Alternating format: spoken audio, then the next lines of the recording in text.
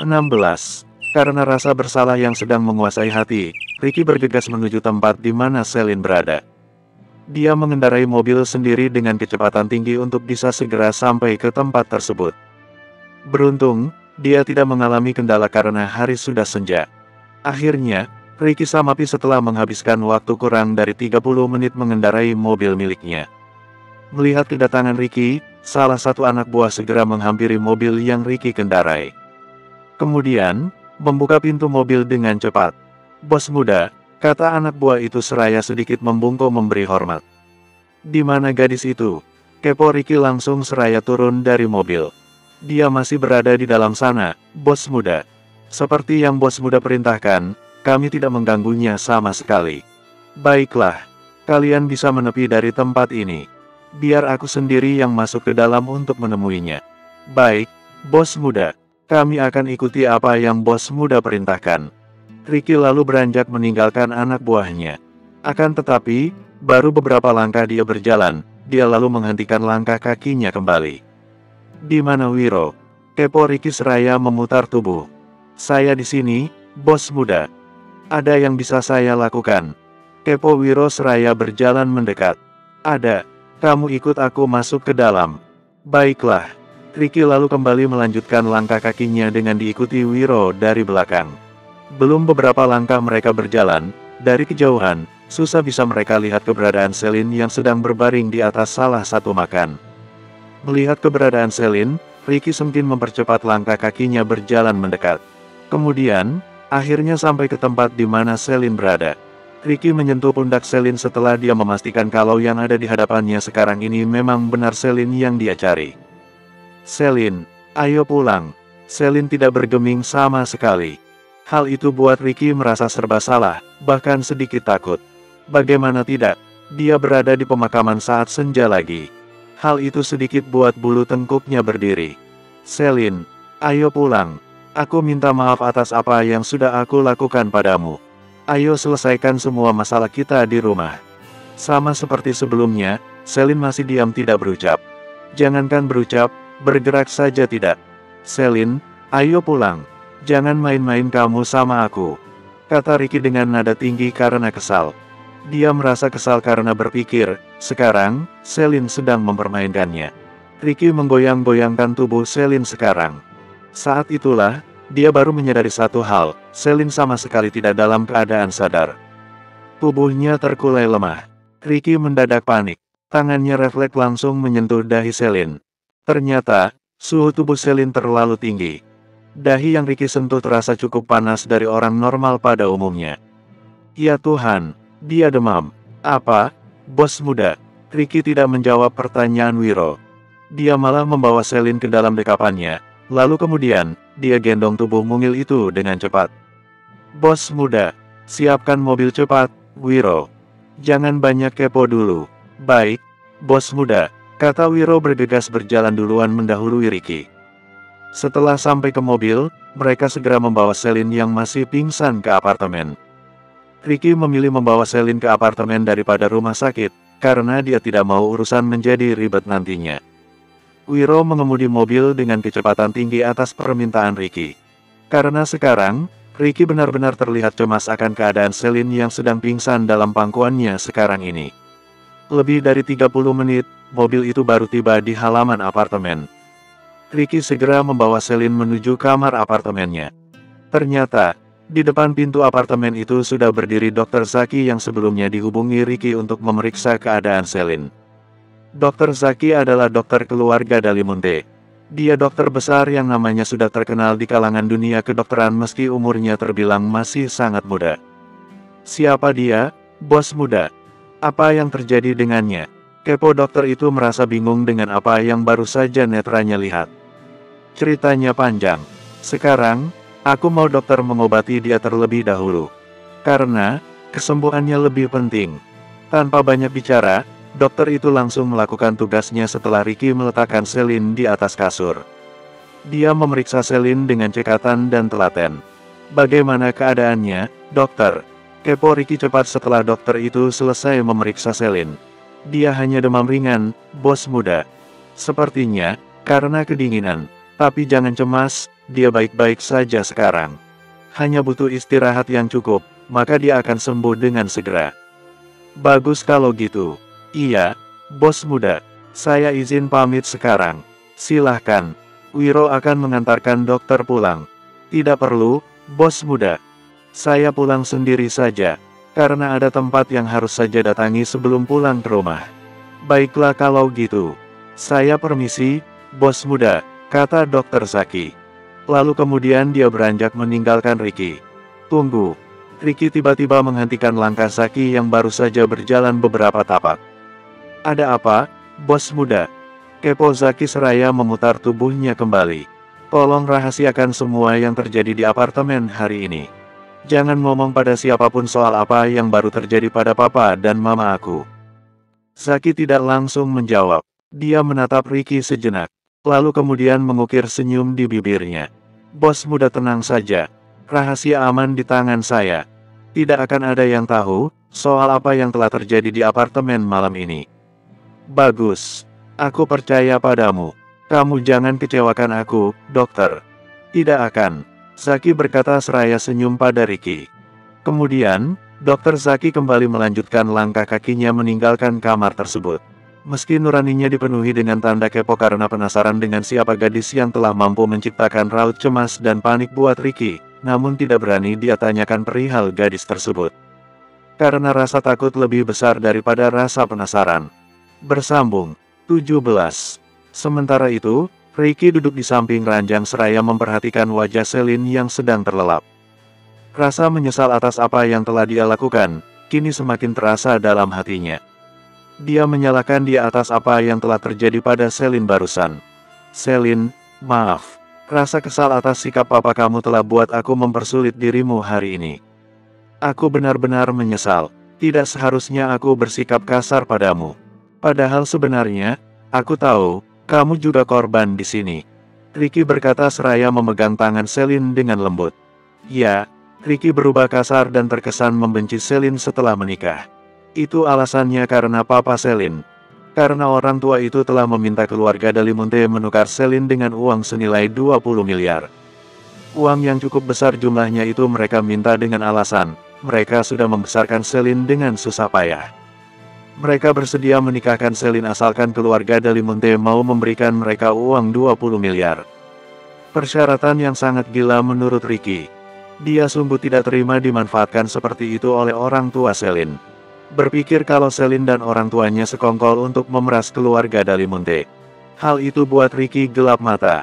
Tapi, pada akhirnya dia sadar, Selin mau menikah dengannya, itu bukan atas keinginan Selin. Melainkan, tawaran dari dia sendiri. Jadi, dialah yang terlalu berlebihan berpikir tentang keburukan Selin. Keburukan yang sama sekali tidak ada dalam diri gadis itu. Ricky terus menatap wajah Selin. Sampai tanpa sadar, bibirnya berkata kata-kata pujian untuk gadis itu. Kalau dilihat-lihat, dia lumayan cantik, kata Ricky tanpa sadar. Apa, bos muda? Kepo Wiro yang baru tiba setelah mengantarkan dokter Zaki sampai ke mobil. Wiro, kenapa kamu tiba-tiba muncul di sini? Hah? Maaf, bos muda. Saya datang cuma mau menyampaikan pendapat saya pada bos muda. Pendapat apa? Katakan cepat. Sebaiknya, bos muda carikan asisten rumah tangga untuk menemani Nona Selin tinggal di apartemen ini. Supaya, Nona muda tidak kesepian. Karena, aku tahu, nanti aku pikirkan soal itu. Baiklah, bos muda. Oh ya, saya juga mau mengatakan, Nyonya barusan menghubungi saya. Dia menanyakan keberadaan bos muda. Apa yang kamu katakan pada mama? Saya bilang, bos muda di kantor. Bagus. Jawaban yang tepat. Nanti jika dia menghubungi kamu lagi, katakan saja aku nginap di hotel. Tidak pulang malam ini. Bos muda nginap di sini malam ini. Kepo Wiro dengan wajah tidak percaya. Tentu saja, aku akan tidur di sini malam ini. Tidak mungkin aku tinggalkan dia sendirian. Lebih tidak mungkin lagi, jika aku minta kamu tinggal di sini buat menemani dia, bukan? Bos muda benar. Kemudian, saya bagaimana? Apa saya juga nginap di sini malam ini? Terserah kamu, tapi lebih baik jika kamu tidak nginap di apartemen ini. Apa? Jangan banyak pikiran yang tidak-tidak. Aku hanya mau menjaga dia dengan baik. Ricky berkata dengan nada kesal. Akan tetapi, wajahnya terlihat sedikit bersemu. Baik, bos muda. Saya mengerti, kata Wiro seraya menahan senyum. Aku tahu bos muda hanya mau berduaan dengan istrinya. Aku juga tahu diri kali. Wiro bicara dalam hati seraya beranjak pergi.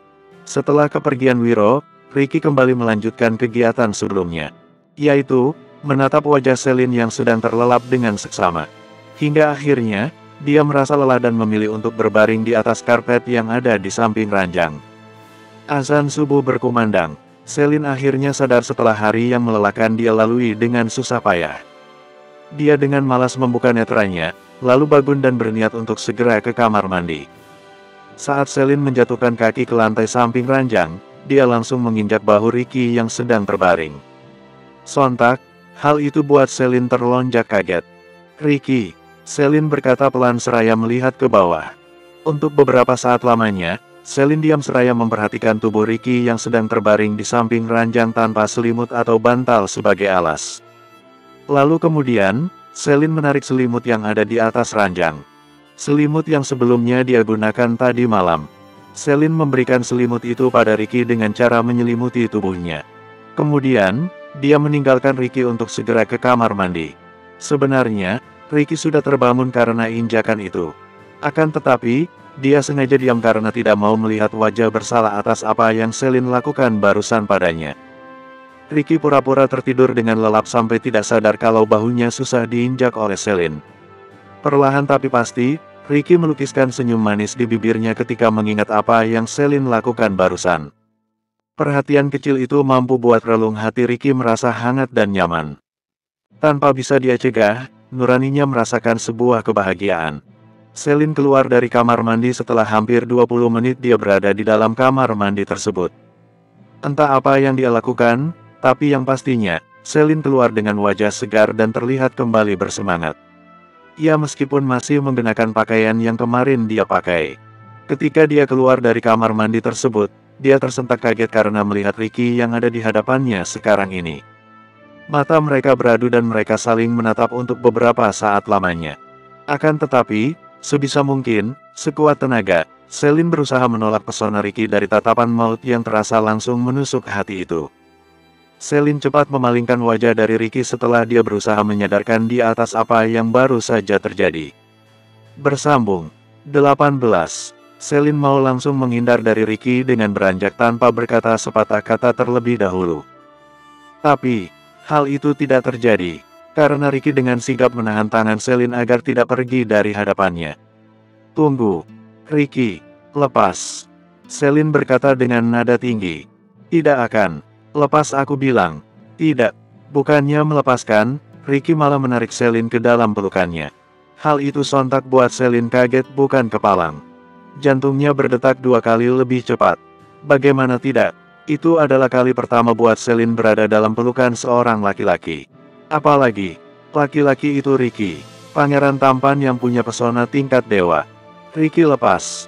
Selin berteriak seraya mendorong kuat tubuh Ricky supaya bisa menjauh darinya.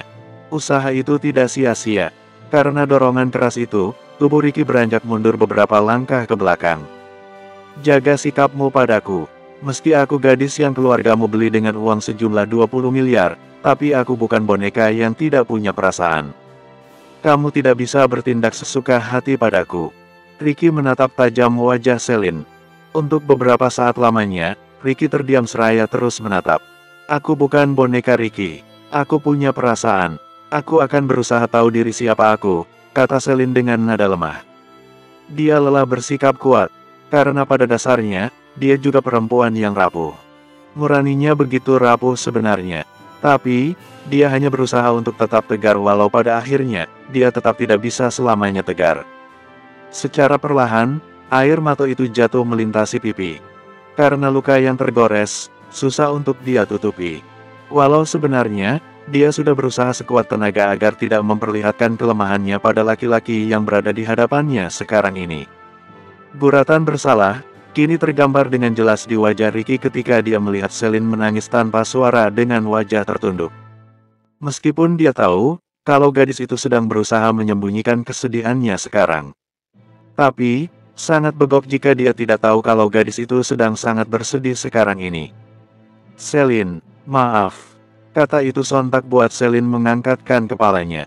Karena dia benar-benar tidak percaya dengan apa yang kupingnya dengar barusan. Aku minta maaf atas perlakuan burukku padamu kemarin-kemarin. Aku tidak seharusnya bersikap kasar padamu seperti itu. Karena semua yang terjadi, itu bukan keinginanmu. Lagi pula, kamu ada di sini karena aku. Aku salah. Tidak seharusnya aku bersikap seperti itu padamu, kata Ricky dengan nada penuh penyesalan. Kata-kata yang Ricky ucapkan barusan semakin buat Selin membelalak tidak percaya. Bagaimana tidak, apa yang baru saja dia dengar, itu sungguh di luar logika baginya. Karena apa yang dia lalui kemarin, sungguh sangat miris. Aku tahu kamu masih marah padaku. Tapi, aku harap, kamu bisa memaafkan aku atas sikap kasarku padamu kemarin. Oh ya, maaf untuk aku yang tidak sempat membelikan baju baru buat kamu. Ini, jika tidak keberatan, kamu bisa kenakan bajuku terlebih dahulu, kata Ricky seraya mengulur sebuah sweater yang sedari tadi dia pegang. Semakin tidak masuk akal, semakin buat Selin tidak percaya dengan apa yang sedang terjadi sekarang. Akan tetapi, tangannya susah untuk diajak berkompromi. Tangan itu pelan tapi pasti, menerima sweater yang Ricky berikan tanpa berkata kata-kata terlebih dahulu. Kamu bisa ganti baju sekarang. Aku tunggu kamu di meja makan. Selesai berucap, Ricky langsung beranjak meninggalkan tempatnya.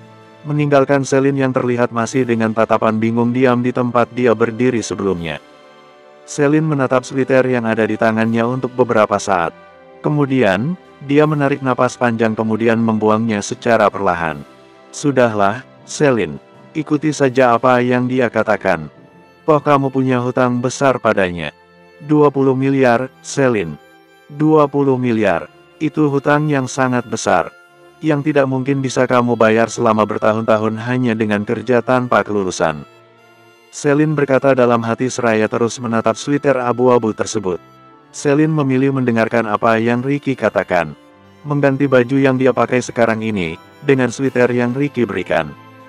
Dia tidak punya pilihan lain selain mengikuti apa yang Ricky mau. Lagi pula, baju yang dia kenakan memang sudah sangat bau dan tidak nyaman untuk dia pakai lagi sekarang. Sweater itu dia pakaikan ke tubuhnya. Tercium aroma khas yang entah wangi apa dari sweater tersebut. Yang jelas, aroma itu mampu buat pikirannya merasa sedikit tenang dan nyaman. Untuk beberapa saat lamanya, Selin menikmati bau sweater tersebut. Sampai pada akhirnya, dia sadar kalau dia harus segera keluar dari kamar mandi ini. Karena sekarang, Ricky sedang menantinya di meja makan. Selin berjalan pelan menuju meja makan. Di sana, Ricky sedang duduk di salah satu kursi dengan 2 piring nasi goreng yang sudah tersedia di atas meja. Sedangkan Ricky sendiri, sibuk dengan mengutak-atik ponsel yang ada di tangannya. Menyadari kedatangan Selin mendekati ke arahnya. Ricky segera menghentikan apa yang dia lakukan barusan. Dia beralih melihat Selin yang berjalan semakin mendekat. Untuk sesaat, mata mereka saling pandang.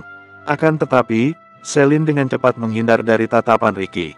Berbeda halnya dengan Ricky, dia malah terus menatap Selin yang sedang memakai sweater miliknya. Sebuah senyum terukir tanpa bisa Ricky tahan. Nuraninya merasa geli dengan apa yang dia lihat sekarang ini. Bagaimana tidak, Selin dengan sweater kebesaran itu terlihat begitu lucu dan imut menurut Ricky. Kenapa? Aku terlucu seperti badut ya? Kepo Selin dengan nada kesal. Ricky segera menghentikan senyumannya barusan. Dia mengangkat satu alis seraya terus melihat Selin. Siapa bilang kamu lucu seperti badut? Aku? Tidak deh kayaknya. Memang tidak bilang. Tapi kamu barusan memberikan senyuman seraya terus melihat aku dengan sweater yang kebesaran ini. Puas kamu ngerjain aku? Hei, aku tidak sedang ngerjain kamu kok. Jadi cewek itu harus banyak berpikiran positif, Mbak Selin. Orang senyum belum tentu mengejek. Barangkali, suka. Kepo Selin tidak percaya. Akan tetapi, dia segera ingat siapa dia dan siapa Ricky. Suka ngerjain maksudnya. Ah, sudahlah. Tidak perlu bahas soal ngerjain atau tidak. Yang pasti, aku tidak ngerjain kamu barusan. Ayo duduk, kita sarapan bersama. Setelah itu, kita ke mall buat belanja. Bersambung. 19. Selin mengikuti apa yang Ricky katakan. Dia langsung duduk berhadapan dengan Ricky tanpa berkata sepatah kata pun terlebih dahulu. Karena sekarang ini, perutnya memang sedang sangat lapar. Yang ada dalam pikiran Selin sekarang adalah, makan dengan lahap sesegera mungkin. Ayo makan. Maaf, cuma bisa kasih kamu makan nasi goreng saja sekarang. Nanti, kita akan makan di luar. Selin tidak berucap. Dia langsung menyantap nasi goreng yang ada di hadapannya tanpa pikir panjang. Tidak pula dia hiraukan tatapan Ricky yang melihatnya sekarang. Tidak butuh waktu lama, Selin melahap sarapannya tanpa tersisa. Dia merasa lega karena perutnya sudah terisi dengan nasi goreng yang baru saja dia makan. Enak nasi gorengnya, kepo Ricky setelah Selin selesai minum. Lumayan, tapi rasanya berubah enak karena aku sedang lapar. Jika aku tidak lapar, mungkin rasanya tidak enak. Ricky memberikan senyuman. Dia merasa sedikit kagum dengan sikap gadis yang ada di hadapannya sekarang ini. Gadis yang bergelar istrinya itu benar-benar perempuan yang apa adanya. Bicara tanpa drama sandiwara dan tanpa pikir panjang tentunya. Kenapa? Ada yang lucu dengan apa yang aku ucapkan barusan? Tidak ada. Hanya saja, aku merasa sedikit geli hati dengan penuturanmu yang terlalu apa adanya itu. Kamu bicara tanpa berpikir panjang dulu. Tidak memikirkan hati orang yang sudah memasak nasi goreng itu dengan susah payah. Selin melebarkan netranya. Dia kini menatap Ricky dengan tatapan tidak percaya. Jangan bilang kalau nasi goreng ini kamu yang memasaknya ya. Tapi, jikapun iya, maka aku akan tetap jujur padamu. Mendengar kata-kata yang Selin ucapkan barusan, Ricky malah tertawa lepas. Hal itu buat Selin memperlihatkan wajah kesal dengan apa yang Ricky lakukan padanya. Tidak mau memperkeruh lagi suasana yang memang sudah keruh sekarang, Ricky menghentikan tawanya. Dia malah beralih menatap Selin dengan tatapan yang Selin sendiri tidak mengerti apa maksud dari tatapan itu. Kenapa? Kenapa berhenti tertawanya? Lanjutkan saja terus. Ejek aku ini, kata Selin dengan wajah kesal. Kenapa kamu begitu gampang ngambek sih jadi cewek? Aku tertawa karena kamu itu terlalu polos jadi perempuan. Bukan karena aku sedang mengejek kamu. Lagian, kalau kamu mikir itu harusnya pakai logika dong. Masa aku yang masak? Kamu tidak ingat siapa aku? Selin menatap lekat Ricky dengan tatapan tajam selama beberapa saat. Aku ingat siapa kamu. Aku sangat ingat, kata Selin seraya beranjak bangun dari duduknya. Ya Tuhan, kenapa dengan gadis ini? Kenapa dia terus-terusan memperlihatkan sikap galaknya padaku? Ricky berkata dalam hati. Melihat Selin yang mau meninggalkan dia di meja makan, Ricky segera menahan tangan Selin agar tidak pergi. Hal itu buat Selin semakin terlihat kesal, bahkan marah pada Ricky. Ricky lepas. Tidak akan. Aku tidak akan melepaskan kamu. Lagian, aku heran sama kamu sekarang. Kenapa coba, kamu terlihat seperti orang yang begitu memusuhi aku. Kamu terus saja mengibarkan bendera perangmu setiap bicara padaku. Itu karena kamu. Kamu yang menginginkan aku memusuhimu. Kamu juga yang memancing peperangan antara kita berdua. Aku hanya melayaninya saja. Kenapa malah menyalahkan aku sih? Bukankah aku sudah mengaku salah? Aku juga sudah minta maaf padamu atas kesalahan yang telah aku perbuat. Tapi kenapa kamu terus saja marah padaku, Selin? Memangnya, aku memaafkanmu? Kepo Selin dengan nada acuh. Apa, kamu tidak bersedia memaafkan aku? Kepo Ricky dengan wajah dan nada tidak percaya. Tidak, kenapa? Kaget. Tidak percaya. Ya terserah padamu. Ya Tuhan, kamu perempuan pertama yang begitu berani padaku. Aku salut padamu Selin. Harus dengan cara apa lagi aku bisa mendapatkan maaf dari kamu sekarang? Katakan saja, jika bisa, maka aku akan lakukan. Tunggu, aku ngomong apa sih barusan? Kenapa malah bicara seperti orang yang benar-benar sedang mengharapkan maaf dari seorang kekasih? Ya ampun, yang benar saja kamu, Ricky. Hubungan antara kamu dengan perempuan yang ada di hadapan kamu ini itu cuma sebatas perjanjian. Ingat itu, kata Ricky mengutuk dia sendiri dalam hati. Ricky terdiam dengan mata melihat ke bawah. Benaknya terus berkelana dengan apa yang sedang dia pikirkan sekarang. Sementara itu, Selin melihat wajah Ricky. Secara perlahan, dia merasa tidak layak memperlakukan Ricky dengan cara yang dia lakukan barusan. Karena status dan kedudukan dirinya, sangatlah berbeda. Ditambah, apa yang telah orang tuanya lakukan padanya. Hal itu buat Selin semakin merasa tidak pantas berlaku tidak baik pada Ricky. "Ricky, aku sudah memaafkan kamu," kata Selin seraya menundukkan wajahnya. "Dan sebenarnya, kamu tidak butuh kata maaf dari aku. Karena aku ini, memang layak kamu perlakukan seperti apapun. Karena, lupakan soal itu. Jangan pernah ungkit soal apa yang telah terjadi selain apa yang telah sama-sama kita sepakati," kata Ricky seraya menggenggam tangan Selin dengan erat. Selin mengangkat wajah saat Ricky menggenggam erat tangannya. Dia melihat Ricky dengan tatapan tidak percaya. Kemudian, dia melihat tangan Ricky yang sempurna menutup tangannya. Maaf," Ricky berkata seraya melepaskan tangan Selin dengan cepat. "Gak apa-apa," kata Selin dengan perasaan sedikit kecewa. Entah apa alasannya, dia juga tidak tahu soal rasa kecewa yang tiba-tiba saja muncul dengan sendirinya itu. "Aku sudah makan. Aku mau ke kamar mandi sekarang. Permisi," kata Selin seraya beranjak meninggalkan Ricky. Baru beberapa langkah Selin berjalan, Ricky kembali menghentikan langkah Selin. "Selin, bisakah kita berteman?" Selin tidak langsung menjawab. Dia mencoba mencerna setiap kata yang Ricky ucapkan barusan dengan diam mematung membelakangi Ricky. "Teman." Satu kata yang menurutnya, entahlah, dia juga sulit untuk menguasai hati sekarang ini. Terlalu naif jika dia bilang, dia benci Ricky setelah apa yang Ricky lakukan padanya. Yang ada, dia malah merasa bahagia saat bersama Ricky. Nuraninya sulit untuk dia kuasai meski akal sehatnya masih terjaga dengan baik. "Selin, apakah kamu tidak bersedia berteman dengan aku? Aku rasa, kita bisa menjalin hubungan baik dengan berteman, bukan? Tentunya, selain hubungan pernikahan kontrak yang sama-sama kita sepakati ini, kita bisa dekat sebagai teman." Selin memutar tubuhnya menghadap Ricky. Senyum kecil dia perlihatkan sekarang. "Kamu yakin mau berteman dengan aku?" "Tentu saja. Kenapa tidak? Aku yakin, kita bisa saling berbagi." "Berbagi apa?" "Berbagi, ya macam-macam. Selain berbagi keuntungan yang saling kita dapatkan dari status pernikahan kita tentunya." Selin terlihat memikirkan apa yang Ricky ucapkan barusan. Nuraninya membenarkan dan mau sekali menyetujui apa yang Ricky tawarkan padanya sekarang ini. Meski sebenarnya, ada rasa kecewa yang entah mengapa bisa muncul di sana.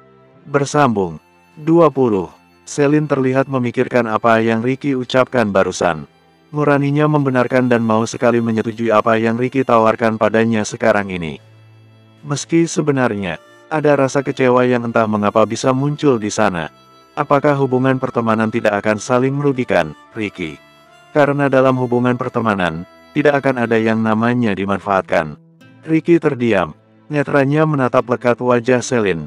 Secara perlahan, dia coba untuk mencerna setiap kata yang Selin ucapkan barusan. Kata itu terdengar seperti sindiran halus buatnya. Sindiran yang mungkin hanya bisa dirasa oleh orang yang benar-benar peka akan sebuah ungkapan hati seseorang saja. Ricky mengukir senyum kecil di sudut bibirnya. "Aku janji tidak akan, Lin. Tidak akan ada kata dimanfaatkan untuk hubungan pertemanan yang akan kita jalani kelak. Kalaupun ada yang merasa dimanfaatkan, itu hasil dari kesepakatan yang sama-sama kita setuju." "Maksud kamu?" Ricky menarik napas panjang, lalu melepaskan napas itu dengan berat. Dia alihkan pandangan netranya dari Selin yang berada di hadapannya sekarang ini. "Sebelumnya, aku minta maaf. Aku yakin, kamu pasti memikirkan alasan di balik pernikahan yang kita lakukan, bukan? Karena pada kenyataannya, di antara kita berdua, tidak terjadi apapun malam itu. Kita juga tidak dekat, tidak saling kenal malahan. Meski satu sekolah, tapi kita tidak satu kelas. Lalu, aku hanya mau bilang, aku memang memanfaatkan kamu dengan cara mengajak kamu menikah. Aku menjadikan kamu istri aku karena mau lepas dari perempuan yang mama aku pilih untuk aku nikahi. Aku tidak suka dengan jodoh pilihan mama. Gadis itu terlalu sulit untuk aku jelaskan. Yang jelas, kita menikah karena saling mau memanfaatkan. Aku sudah tidak perlu membahas soal itu lagi. Setidaknya, kita sama-sama tahu kalau kita sama-sama membutuhkan. Bukan membutuhkan, tapi saling memanfaatkan. Anggap saja saling membutuhkan. Karena aku butuh pertolonganmu untuk lepas dari perjodohan yang mama aku buat. Sedangkan kamu, butuh pertolonganku untuk lepas dari keluargamu yang... Yah, sepertinya aku tidak pantas mengucapkan kata-kata buruk itu. Selin tertunduk. Perasaan malu tiba-tiba menyusup masuk ke dalam nuraninya saat Ricky mengatakan soal keluarga. Bagaimana tidak? Jika ingat akan keluarga, maka dia ingat lagi dengan sikap serakah yang papanya lakukan. Menjual dia dengan harga 20 miliar pada keluarga Dalimunte. Benar-benar tidak punya malu. Seakan tahu apa yang Selin rasakan. Ricky langsung berusaha mencairkan suasana yang sedang kaku akibat kata-kata yang tidak sengaja dia ucapkan tadi. Akan tetapi, belum sempat Ricky berucap, Selin sudah duluan mengucapkan kata-kata. Maaf Ricky. Soal ulah keluargaku pada keluarga kalian, aku akan berusaha membayar apa yang telah papa aku ambil padamu dengan cara menyicil. Untuk itu, izinkan aku bekerja agar aku bisa menghasilkan uang. Apa? Bekerja? Menghasilkan uang? Kamu yang benar saja, Lin. Kenapa? Aku akan bekerja untuk mendapat uang. Tolong jangan hina atau bully aku lagi. Meski gaji yang akan aku dapatkan tidak seberapa, tapi setidaknya, aku tidak akan jadi beban buat kamu nantinya. Ricky memberikan senyuman. Ya Tuhan, aku tidak akan hina kamu, apalagi bully kamu, Selin. Aku hanya tidak percaya dengan apa yang kamu ucapkan barusan. Kamu mau bekerja. Apa kamu lupa, kalau kamu itu seorang siswa, bukan mahasiswa? Kenapa kalau aku siswa? Apa ada yang salah dengan niat aku mau bekerja? Tidak ada yang salah. Hanya saja, kerja apa yang bisa kamu lakukan? Juga, bagaimana kamu bisa membagi waktumu untuk belajar dan bekerja? Ya Tuhan, yang benar saja. Selin terdiam. Kata-kata yang Ricky ucapkan tidak mampu dia jawab sekarang. Karena memang, dia tidak punya jawaban untuk pertanyaan itu. Sudahlah, Selin. Kamu belajar saja yang fokus. Kejar cita-citamu. Jangan pikir soal uang atau materi yang lainnya. Karena semua itu, aku yang akan menanggungnya mulai dari sekarang. Bagaimanapun, kamu adalah istri aku. Istri itu tanggung jawab suami. Cih, bicaramu seperti Pak Ustadz saja. Biarlah, karena aku masih ingat kata-kata yang Pak Penghulu ucapkan sebelum menikahkan kita. Ah, sudah. Jangan bahas soal itu lagi, Ricky, kata Selin dengan wajah merona. Kenapa? Apa ada yang salah? Tentu saja ada. Mereka pikir, kita benar-benar menikah seperti pasangan pada umumnya. Mereka tidak tahu, kita menikah hanya sebatas. Ketukan di pintu menahan ucapan Selin. Perhatian keduanya langsung teralihkan pada pintu tersebut. Biar aku saja yang buka. Tidak perlu, biar aku saja. Kamu siap-siap, karena kita akan berangkat sebentar lagi. Ricky lalu beranjak menuju pintu. Sedangkan Selin, dia masih diam di tempatnya berada, seraya melihat Ricky berjalan menuju pintu masuk apartemen tersebut. Ricky kembali dengan Wiro yang mengikuti dia dari belakang. Di tangan Wiro terdapat sebuah kantong yang entah apa isinya. Kamu belum bersiap-siap. Kita akan berangkat sekarang. Wiro sudah datang. Apa yang harus aku siap-siapkan? Aku tidak punya apapun di sini. Oh iya, lupa. Wiro, berikan padanya. Tanpa menjawab ucapan Ricky dengan kata-kata, Wiro langsung menyerahkan kantong plastik yang ada di tangannya. Ini, Nona muda. Apa ini? Kepo Selin seraya menerima kantong itu dengan wajah penasaran. Lihat saja.